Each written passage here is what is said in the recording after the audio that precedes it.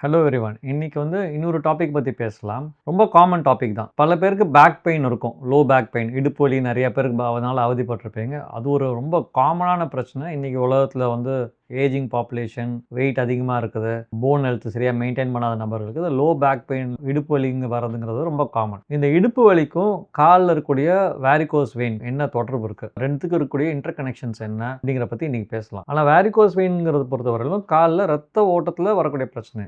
Back பெயினுங்கிற பொறுத்தவரையிலும் எலும்பு சம்மந்தமாகவும் அது சுற்றி இருக்கக்கூடிய தசைகள் சம்மந்தமாக இருக்கக்கூடிய பிரச்சனைகள். 2 டிஃப்ரெண்ட் சிஸ்டம்ஸ். இது வேறு சிஸ்டம், அது வேறு சிஸ்டம். ஆனால் ரெண்டுத்துக்கும் நடுவில் இருக்கக்கூடிய இன்டர் கனெக்ஷன், ரெண்டுத்துக்கும் இருக்கக்கூடிய பொதுவான விஷயங்கள், பல விஷயங்கள் பொதுவாக இருக்குது. இந்த பொதுவான விஷயம் இதோடைய பிரச்சனையும் இந்த பொதுவான விஷயத்தில் ரெண்டுமே கலந்து இருக்கிறதுனால தான் இது ரெண்டுமே சேர்ந்து வரக்கூடிய வாய்ப்புகள் ஒரு நபருக்கு மிக அதிகமாக இருக்குது. அதை பற்றி தான் நம்ம இன்னைக்கு பேச போகிறோம்.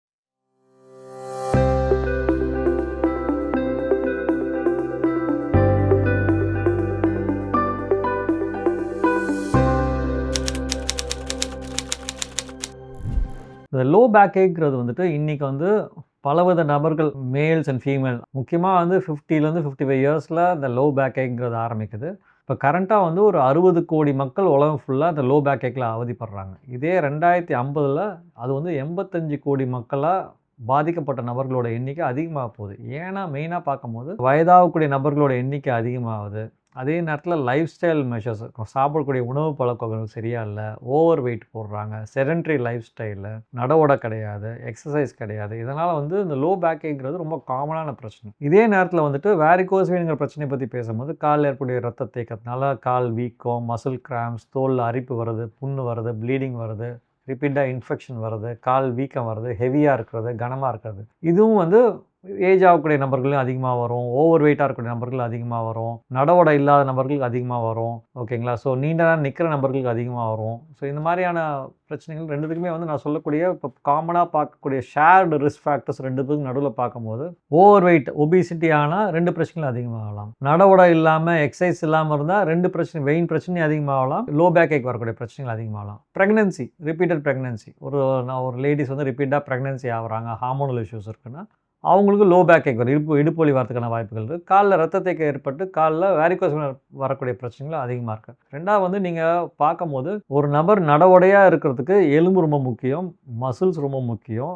அதே நேரத்தில் எலும்பு மசிலும் வேலை செஞ்சு தான் சர்க்குலேஷனும் மூவ் ஆகும். சர்க்குலேஷனாக ரத்த ஓட்டம் இம்ப்ரூவ் பண்ணுறதுக்கு தசையும் வேலை செய்யணும், எலும்பும் நல்லா இருக்கணும். ஸோ நம்ம மசில், தசை, எலும்பு, ரத்த ஓட்டம், இது 3த்தையுமே தனித்தனியாக பிரித்து பார்க்குறது டாக்டருங்க நாங்கள் பண்ணிக்குவோம். பட் உடம்பை பொறுத்தவரையில் எல்லாத்துக்கும் இன்டர் கனெக்ஷன் இருக்குது. இதில் பாதிப்பு ஏற்பட்டால் அதில் வரும், அதில் பாதிப்பு ஏற்பட்டால் இதில் வரதுக்கான வாய்ப்புகள் டைரெக்டாக இல்லைனாலும் இன்டைரக்டாக இருக்குது. ஸோ இதனால தான் இந்த பிரச்சனையை பொறுத்தவரையிலும் பல பேர் இடுப்பு வலி இருக்கும் நபர்களுக்கு காலில் ரத்த தேக்கம் ஏற்பட்டு அந்த வலியும் மிக்ஸ் ஆகி, இடுப்பு வலியும் மிக்ஸ் ஆகி, கடைசி நேரத்தில் 2 தொந்தரவும் சேர்ந்து நடக்கவும் முடியாமல் ஏஞ்சி கால் எடுத்து வெளில வச்சாலே இடுப்பு வலிக்குதுங்கிறாங்க. சரி, கொஞ்ச நேரம் நடக்க ஆரம்பித்து நடக்க எனக்கு வலி பரவாயில்ல, எடுப்பில் உட்காந்து எழுந்திரிக்கும் போது இடுப்பு டைட்டாக இருக்குது, கால் டைட்டாக இருக்குது. அப்புறம் நடக்க அந்த வலி கம்மியாக பரவாயில்ல. ஆனால் மத்தியானம் ஈவினிங் போல் ஆகும்போது காலில் வீக்கம் ஏற்பட்டு காலில் மசில் கிராம்ஸ் வருது. ரெண்டுமே செயலிழந்து போய் ரெண்டுமே வலி ரொம்ப அதிகமாகும்போது டாக்டரை அணுகிட்டு எங்கே போகிறதுன்னு தெரியாமல் பேக் ஏக் வைத்தியம் பண்ணுறாங்க. பேக் ஏக் வைத்தியம் பண்ணால் காலில் வீக்கம் ஏற்பட்டு கால் மசில் கிராம்ப்ஸ் நைட்டு வருது.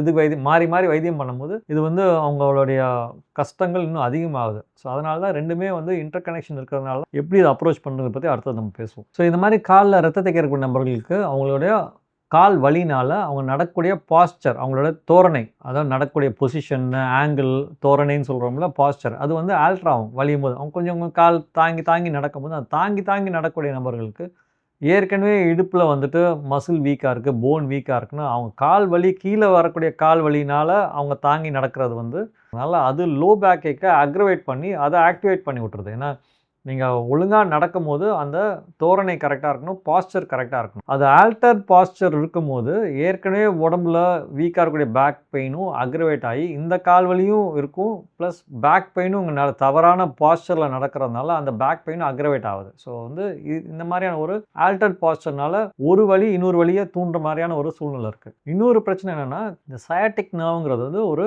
திக் சைஸ் நர்வ், ரொம்ப கனமான நர்வ். இடுப்புலேருந்து காலுக்கு இருக்கக்கூடிய அனைத்து விதமான மசில்ஸ்க்கும் ஒரு மெயின் நரம்புனா ஸ்பைன், இடுப்பு பிரெயினுக்கும் ஸ்பைன்லேருந்து வரக்கூடிய நரம்புகள், வலியை உண்டு பண்ணக்கூடிய நர்வ்ஸ். இந்த நர்வோடையே வந்துட்டு காலில் வந்து வெயின்ஸும் கூடயே ட்ராவல், அந்த நர்வ்ங்கிறது நர்வ் பண்டிலுக்குள்ளேயே வெயின்ஸ் இருக்கும். இப்போ ஒரு சில நபர்களுக்கு காலில் ரத்த தேக்கம் ஏற்படுது, ரத்தம் வந்து இடுப்பில் தேங்குதோ இல்லை காலில் தேங்குதோ, அப்போ என்ன ஆகும்னா இந்த சயாட்டிக் நர்வ் பக்கத்தில் இருக்கக்கூடிய வெயின்ஸ்லையும் அந்த ரத்த தேக்கம் ஏற்படுறதுனால வெயின்ஸ் கொஞ்சம் பல்ஜாக இருக்கும். அதோடைய தாக்கம் பல்ஜ் ஆகும்போது, சைஸ் பெருசாகும்போது அது வந்து அந்த நர்வ் வந்து லைட்டாக இரிட்டேட் பண்ணி அதனால் வலி உண்டு பண்ணலாம். ஒரு சிலருக்கு வந்து வேரிகோஸ் வெயின் வைத்தியம் பண்ணி அதை குணப்படுத்தினதுக்கப்புறம் இந்த சயாட்டிக் நர்வோட வலியும் தாக்கமும் கம்மியாகிறது நம்ம பார்க்குறோம். இது ரிசர்ச் பேப்பர்லேயும் ப்ரூவ் பண்ணியிருக்காங்க. தேர்ட் ரீசன் வந்து இந்த மாதிரி காலில் ரத்த தேக்கம் ஏற்படுது, இதனால் நர்வ்ஸ்க்கு அந்த வலி தரக்கூடிய நரம்புகள் எப்படி பாதிக்கும்னா, வெயின் வந்து கண்டிப்பாக வந்து நரம்பு மண்டலத்துக்கு போகக்கூடிய மெட்டபாலிசம், அது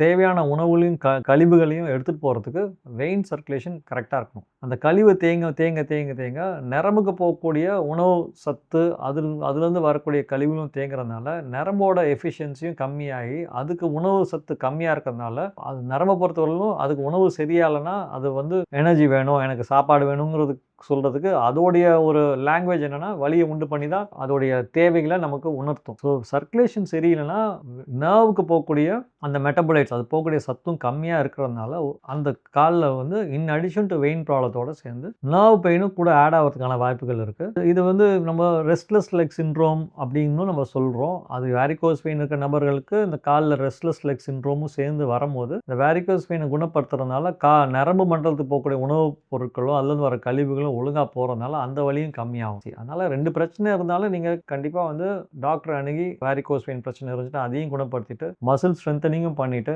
விட்டமின் டி சாப்பிட்றது, உணவு பழக்கம் கரெக்டாக சாப்பிட்டு போன் ஹெல்த்தையும் மெயின்டைன் பண்ணிட்டு உடம்பை ஃபிட்டாக வச்சுக்கிறது தான் இதோடைய புத்திசாலித்தனம். 2த்தையும் சேர்த்து இழுத்துட்டு போயிட்டு இது பண்ண முடியாது அது பண்ண முடியாமல் கடைசியில் உடம்பு வெயிட் போட்டு சுகர் வந்து பிபி வந்து உடம்பு பாதிப்பை ஏற்படுத்தி இப்படியே நெகட்டிவாக போகிறதுக்கு பதில் தொந்தரவு இருந்தால் சரி பண்ணிவிட்டு அதே நேரத்தில் போன் ஹெல்த்தையும் நம்ம இம்ப்ரூவ் பண்ணுறதுக்கு எக்ஸசைஸ் பண்ணிவிட்டு நடவடியாக இருக்கிறதுக்கு அதுக்கான வைத்தியத்தையும் நீங்கள் பண்ணிட்டீங்கன்னா உங்களுடைய குவாலிட்டி ஆஃப் லைஃப் இன்னும் நல்லாயிருக்கும். தேங்க்யூ.